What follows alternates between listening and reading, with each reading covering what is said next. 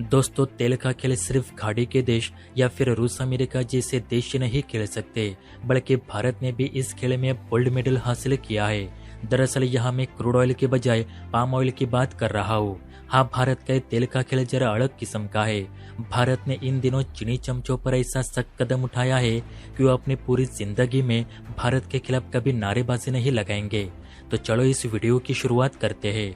लेकिन वीडियो में आगे बढ़ने से पहले प्लीज आप हमारे चैनल को सब्सक्राइब कीजिए ताकि आने वाली हर वीडियोस की नोटिफिकेशन आपको सबसे पहले मिल सके।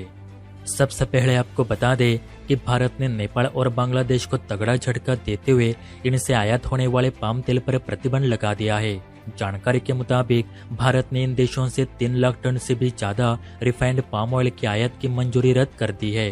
दक्षिण एशियाई मुक्त व्यापार समझौते यानी साफ्टा के तहत नेपाल और बांग्लादेश को भारत को पाम ऑयल बेचने के लिए किसी भी तरह का आयात शुल्क नहीं चुकाना पड़ता। हालांकि दक्षिण एशियाई मुक्त व्यापार समझौते की कुछ शर्तों के मुताबिक दोनों देश खुद पाम ऑयल का उत्पादन नहीं करते, जिसकी वजह से भारत ने इनके तेल के आयात को रद्द करने जैसा सख्त कदम उठाया है। आपको बता दें कि पाम ऑयल का ज्यादातर उत्पादन मलेशिया करता है, वो भी पाकिस्तान का दलाल है और भारत ने उस पर भी प्रतिबंध लगा दिए है। अब बात करते हैं कि नेपाल और बांग्लादेश ने ऐसा क्या कर दिया कि भारत को ना चाहते हुए भी इनके तेल पर प्रतिबंध लगाना पड़ा। तो दरअसल हुआ यह कि देश खुद इन चीजों का उत्पादन नहीं करते हैं, इसलिए कुछ लालची आयातक और व्यापारी अपने सामान को इन देशों के जरिए भारत को बेचने की कोशिशें करते हैं ताकि मुक्त व्यापार समझौते के तहत नेपाल और बांग्लादेश को आयात शुल्क में मिलने वाली छूट हासिल करके दे।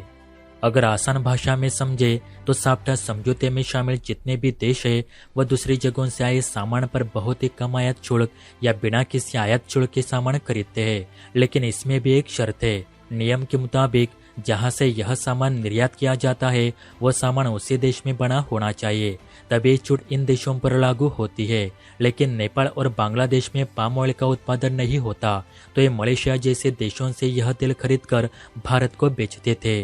पर अब भारतीय कारोबारी बीवी मेहता ने रॉयटर्स एजेंसी को बताया कि इतने सालों से नेपाल और बांग्लादेश साफ्टा समझौते का उल्लंघन करते हुए पाम ऑयल का अवैध तरीके से निर्यात कर रहे थे, जिन पर भारत के केंद्र सरकार ने इस तरह के नकल आयात पर सख्त कदम उठाते हुए इन देशों से पाम ऑयल आयात करने के 40 लाइसेंस रद्द कर दिए हैं, जिसके चलते 3 लाख टन पाम ऑयल में से 2.93 लाख टन तेल नेपाल से और 12,000 टन पाम ऑयल का आयात बांग्लादेश से किया जाना था, जिन पर पूरी तरह से प्रतिबंध लग चुका है।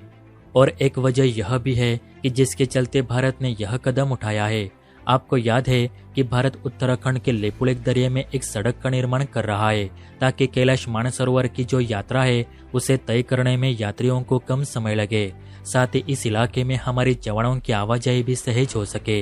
पहले तो नेपाल ने इस पर कोई आपत्ति नहीं जताई, लेकिन हाल ही में जब भारत ने इस रास्ते को शुरू कर दिया है तो मानो नेपाल के पेट में दर्द होने लगा और उसने इस रास्ते पर ऑब्जेक्शन लेना शुरू कर दिया है। दरअसल इसके पीछे चीन की साजिश बताई जा रही है। चीनी साजिश इसलिए भी क्योंकि हमारे सेना प्रमुख का साफ कहना है कि उत्तराखंड के लेपुलेख दरिया तक भारत के सड़क बिछाने पर नेपाल किसी और के कहने पर आपत्ति जता रहा है। दरअसल नेपाल में जो सरकार है वो पूरी चीनी समर्थन वाली है। नेपाल के जो प्रधानमंत्री प्रसाद शर्मा ओली है वो इन दिनों अपनी सत्ता गंवाने वाले थे, लेकिन नेपाल में मौजूद चीनी राजदूत ने वहां बातचीत करके कैसे वैसे उनकी कुर्सी बचा ली। अब एहसान लिया है तो चुकाना भी पड़ेगा। तो चीन ने अपनी नापाक चाल चलते हुए नेपाली प्रधानमंत्री से कहा कि अब भारत के लेपुलेख दरिया में जो सड़क बन रही है उसका विरोध करे। और नेपाल भी चीन की बातों में इतना आ गया कि उसने भारत से सीधे कह डाला कि अगर भारत इस सड़क को बंद नहीं करवाता तो हम अपनी सेना तैनात कर देंगे। अब नेपाल चीन के भरोसे भारत को यह कह रहा है कि हम भारत के खिलाफ अपनी फौज खड़ी कर देंगे। ये तो ऐसी बात हो गई कि अब चींटी हाथी को लात मारेगी।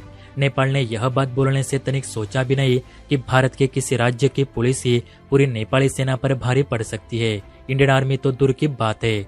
पता नहीं भारत को ऐसे कम अकड़ के पड़ोसी देश क्यों मिले हैं जो अपनी कम और दूसरों की ज्यादा सुनते हैं। हालांकि नेपाल ने कितने भी उठक बैठक कर ली फिर भी भारत को कुछ फर्क नहीं पड़ता।